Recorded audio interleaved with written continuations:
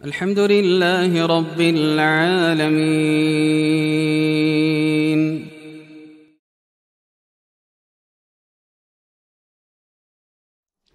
Assalamualaikum warahmatullahi wabarakatuh.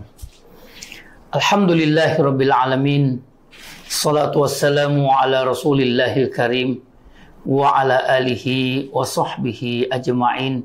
La hawla wa la quwwata illa billahil azim. Qala Allah Ta'ala, ya ayyuhalladzina amanu kutiba alaikumus shiyam kama kutiba alal ladzina min qablikum la'allakum tattaqun. Bapak Ibu yang kami hormati, tiada terasa Ramadan telah ada di pelupuk mata. Waktu yang tersisa dan berjarak antara kita dengan Ramadan tinggal sejengkal lagi. Persiapan rasanya masih sangat minim.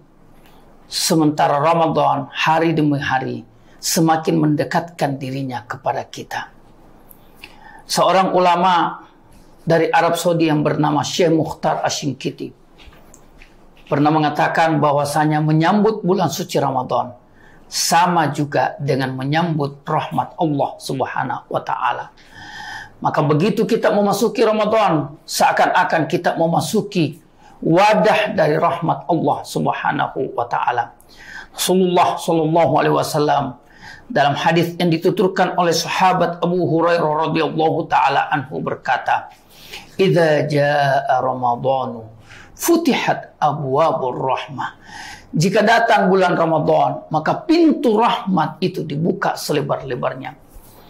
Di dalam kitab Maqayisul Lughah, Imam Ibn Faris mengatakan bahwa kata rahmat itu bermakna kelembutan. Kata rahmat itu bermakna cinta kasih. Kata rahmat itu bermakna kebaikan-kebaikan. Maka ketika kita menyambut Ramadan, maka seakan-akan kita menyambut kasih sayang Allah Subhanahu wa Ta'ala.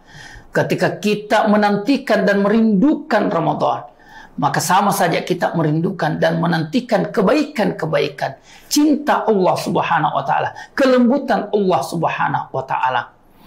Maka beliau mengatakan, banyak di antara kita yang kemudian lalai dalam mempersiapkan diri menyambut bulan suci Ramadan. Maka yang terlihat, banyak orang karena tidak mempersiapkan diri dengan baik, maka kemudian dirinya tanpa sadar tidak memposisikan diri untuk pantas menerima rahmat, tidak menerima kelembutan, kasih sayang, dan kebaikan-kebaikan Allah. Pada saat kita tidak mempersiapkan diri menyambut Ramadan seperti itu, inilah yang dikatakan kam min shaimin. Begitu banyak orang-orang yang merasa berpuasa, padahal kata Nabi SAW, tidaklah yang ia rasakan kecuali hanya pengalaman menahan lapar dan pengalaman menahan haus. Na'udzubillahi min dzalik.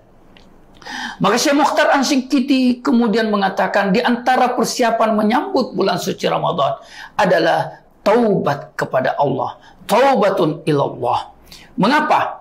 Karena dalam bertobat kepada Allah, kita menunjukkan kesungguhan kita untuk mensucikan hati, membersihkan jiwa. Karena hati yang suci, jiwa yang bersih adalah hati dan jiwa yang berhak untuk menerima naungan dan limpahan rahmat, kelembutan, cinta dan kasih sayang Allah Subhanahu wa Ta'ala. Karena rahmat Allah adalah cahaya, cinta Allah adalah cahaya, dan cahaya Allah Subhanahu wa Ta'ala tidak akan diberikan kepada hati-hati yang kotor, kepada jiwa-jiwa yang masih syarat dengan noda-noda. Maka Bapak Ibu sekalian yang berbahagia, di antara persiapan yang mutlak untuk kita lakukan, untuk kita wujudkan dalam menyambut Ramadan adalah mempertegas taubat kita kepada Allah Subhanahu wa Ta'ala. Kemudian beliau mengatakan di antara persiapan menyambut Ramadan adalah membuka diri untuk memaafkan orang lain, atau membuka diri untuk meminta maaf kepada orang lain.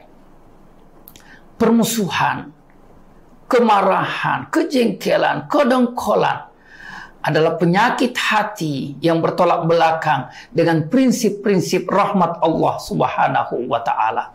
Rahmat Allah pertanda kelembutannya. Rahmat Allah pertanda cinta kasih. Rahmat Allah adalah pertanda kebaikan. Dan itu semua tidak sejalan dengan kemarahan, dengan kedongkolan, dengan kejengkelan, dengan permusuhan yang terpelihara dalam diri-diri kita masing-masing. Maka di antara persiapan yang juga harus kita lakukan adalah mendatangi orang-orang, meminta maaf atau memberi maaf. Karena pada saat kita meminta maaf, maka jalinan hati antara kita tertaut lagi dengan begitu harmonisnya. Pada saat kita, hati-hati kita tertaut dengan harmonis dengan orang lain, dengan orang-orang di sekitar kita. Suami antara istri saling memaafkan, orang tua dengan anak saling memaafkan, antar saudara saling memaafkan, terjalin rasa cinta karena Allah Subhanahu wa Ta'ala. Maka itulah salah satu tanda untuk kita akan mendapatkan rahmat Allah. Dalam salah satu hadis Rasulullah Shallallahu Alaihi Wasallam bersabda, "Sab'atun yudhilluhumullahu fi dhilli yawma la dhillah illa dhilluh." Ada 7 golongan yang akan mendapatkan naungan Allah di hari akhir. Dan salah satunya, kata Nabi SAW, rajulani tahabba fillah. 2 orang yang saling mencintai karena Allah Subhanahu wa Ta'ala, bertemunya karena Allah dan berpisah karena Allah.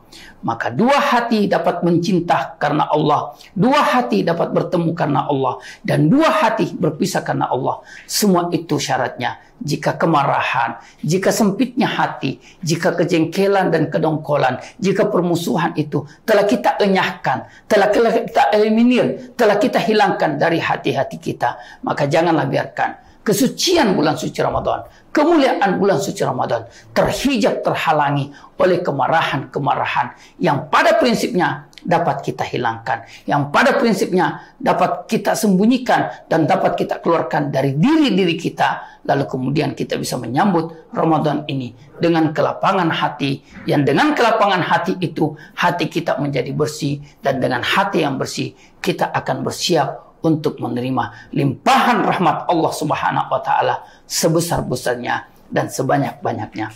Mudah-mudahan bulan suci Ramadan sesuai dengan prinsipnya sebagai bulan penuh rahmat pun menjadikan hati kita menjadi hati yang syarat dengan rahmat Allah Subhanahu wa Ta'ala, hati yang syarat dengan kelembutan, hati yang syarat dengan kasih sayang, hati yang syarat dengan kebaikan-kebaikan. Karena di antara keberhasilan Ramadan kita adalah ketika hati kita terbiasa syarat dengan kebaikan, kelembutan, dan kasih sayang, baik kepada Allah Subhanahu wa Ta'ala, terlebih lagi kepada sesama makhluk. Mudah-mudahan demikian. Wallahu ta'ala alam. Alhamdulillahirabbil alamin. Assalamualaikum warahmatullahi wabarakatuh.